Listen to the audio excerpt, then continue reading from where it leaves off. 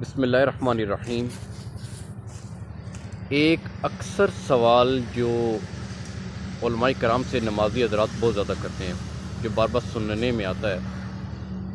کہ دوران نماز کثرت خیالات بہت زیادہ آتے ہیں، یعنی خیالات دوران نماز بہت زیادہ آتے ہیں، وہ اتنے زیادہ آتے ہیں کہ نماز کی طرف فوکس کرنا بہت زیادہ مشکل ہو جاتا ہے۔ اس کی چند وجوہات ہیں، اگر ہم ان پر کنٹرول کرنا سیکھ لیں اور اس کے لیے اگر ان ٹپس پر عمل کیا جائے، اس چھوٹے سے نسخے پہ اگر عمل کیا جائے تو انشاءاللہ العزیز کثرت خیالات سے مکمل تو نہیں لیکن اس حد تک نجات مل سکتی ہے کہ ہم نماز پر کافی حد تک فوکس کر سکتے ہیں۔ اس کی پہلی بنیادی وجہ وہ یہ ہے کہ ہم جب نماز کی طرف جاتے ہیں یا نماز کی طرف متوجہ ہوتے ہیں تو اس میں ہمارا جو فوکس ہے وہ نماز کی طرف نہیں ہوتا، ہم خیالات میں ڈوبے ہوتے ہیں۔ اگر گھر سے مسجد کی طرف نکلتے ہیں تو مختلف قسم کی پریشانیاں اور کوئی ایسے واقعات وہ ہمارے ذہن میں ہوتے ہیں یا قریب کہیں کسی وقت میں رونما ہوئے ہوتے ہیں تو ہمارا سارا جو دھیان ہے وہ اس طرف چلا جاتا ہے۔ اور اسی طرح ہوتا ہے کہ جب ہم نماز میں وضو بھی کر رہے ہوں، نماز سے پہلے وضو بھی کر رہے ہوں تو وضو میں بھی یہی ہوتا ہے، اور اسی وجہ سے ہم بار بار ایک اعضاء کو بار بار دھونا شروع کر دیتے ہیں بھول کر کہ یار یہ دھویا یا نہیں دھویا، اور وضو کرنے کے بعد بھی ایسا محسوس ہوتا ہے جیسے فلاں اعضاء جو ہے وہ صحیح طرح نہیں دھویا۔ تو یہ اس کی ایک بڑی ریزن ہے۔ اس کے بعد جب ہم نماز کے لیے جاتے ہیں تو وہاں بھی ہمارا یہی حال ہوتا ہے کہ واقعات اور خیالات مسلسل آ رہے ہوتے ہیں اور ہمارا سارا دھیان اس پہ چلا جاتا ہے کیونکہ ہم ذہن کو خالی کر کے گھر سے نہیں نکلتے۔ اس کی آپ کو ایک مثال سے سمجھاتا ہوں، ایک ایگزامپل سے، کہ ہم اکثر جب جاتے ہیں انٹرویو کے لیے تو ہم پر کتنا پریشر ہوتا ہے، کوئی خیال کسی کا کوئی واقعہ جو ہے اس کے بارے میں سوچنے کا دل نہیں کرتا، وہ ہمیں سوچتا نہیں ہے، کیوں؟ وہ انٹرویو کا پریشر ہوتا ہے۔ اور اگر ورک کر رہے ہوں، آفس ورک ہو یا کچھ ہو، تو ہمارا سارا دھیان اسی پہ ہوتا ہے، کام کا برڈن ہو، پریشر ہو، تو پھر کچھ سوچتا نہیں ہے۔ تو فوکس جو ہمارا ہوتا ہے وہ سارا ورک بھی ہوتا ہے، وہ سارا انٹرویو سے پہلے انٹرویو کی طرف ہوتا ہے کہ یار میں کوئی چیز بھول نہ جاؤں، یہ سوالات آئیں گے جو اکثر ہمیں جو ماہرین ہیں وہ بتاتے ہیں، جو یوزلی ہم سے پوچھے جاتے ہیں انٹرویو کے دوران، تو ہم اس کے بارے میں ہی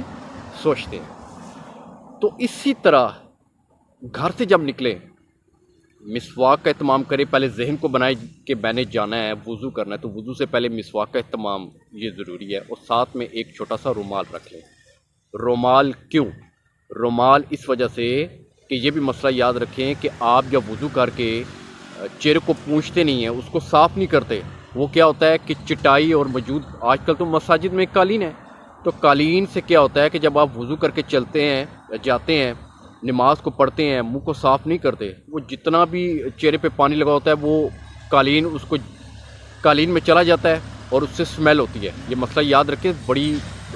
جو ہے وہ آپ کو پتہ ہے جب وضو کرتے ہیں تو اس میں چہرہ جب آپ دھوتے ہیں تو مختلف قسم کے وہ بعض اوقات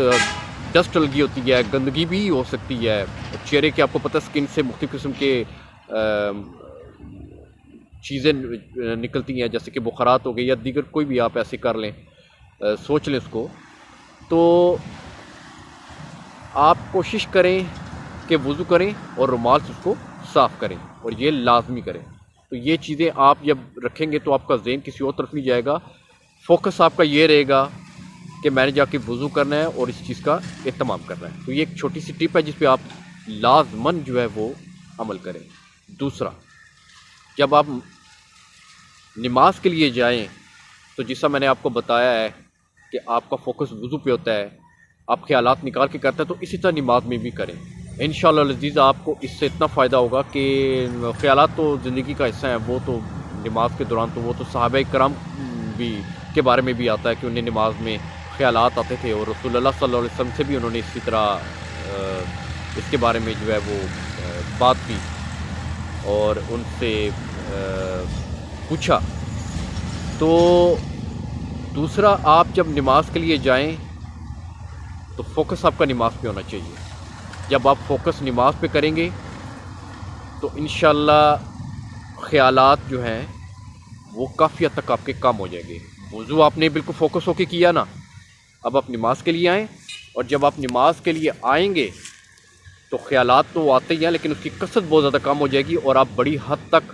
اپنے روحانی فوائد جو نماز سے حاصل ہوتے ہیں وہ آپ بڑی حد تک سالو کر لیں گے, ان کو حاصل کر لیں گے. تو یہ 2 ایسی ٹپس ہیں, یہ کوشش کریں اس پہ, کیونکہ میرا یہ خود کا ایکسپیرینس ہے, اور بڑی حد تک جو ہے وہ نماز کو جو ہے وہ فوکس کر کے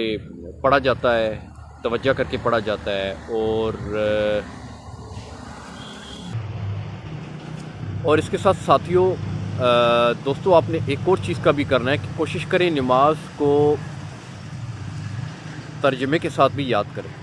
آپ جب ترجمے سے یاد کریں گے تو اس سے بھی بڑا بینیفٹ ہوگا. ترجمے سے جب آپ یاد کر کے جب نماز کو دہرانے جب آپ اس کو دہرائیں گے